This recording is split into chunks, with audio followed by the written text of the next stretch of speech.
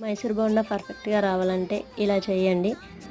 ఒక కప్పు పెరుగు తీసుకొని ఒకసారి బాగా కలుపుకొని అందులోకి 2 కప్పుల మైదాని తీసుకొని బాగా కలుపుకోవాలి. టేస్ట్కి సరిపడంత ఉప్పు వేసుకొని బాగా కలుపుకోవాలి. పెరుగు అనేది గట్టిగా లేకుండా కొంచెం లూజ్గా ఉండేటట్టు తీసుకోవాలి. ఈ పెరుగు అనేది పిండికి బాగా పట్టే విధంగా మొత్తం కలుపుకోవాలి. ఇలా కలుపుకున్న తర్వాత కొద్దిగా వాటర్ని యాడ్ చేసుకొని మొత్తం ఇలా మనకి పిండిని కలుపుకోవాలి. ఇందులో జీలకర్ర వేసుకొని మూత పెట్టంతా నాననివ్వాలి. తీసుకొని ఇందులో కొద్దిగా సోడా ఉప్పు వేసుకొని మళ్ళీ ఒకసారి బాగా కలుపుకోవాలి. ఇలా కలుపుకున్న తర్వాత ఆయిల్ పెట్టుకొని ఆయిల్ బాగా హీట్ అయిన తర్వాత పిండిని కొద్దిగా నూనెలో వేసుకోవటమే. ఎలా వేసుకున్నా కరెక్ట్ షేప్ అనేవి వస్తాయి.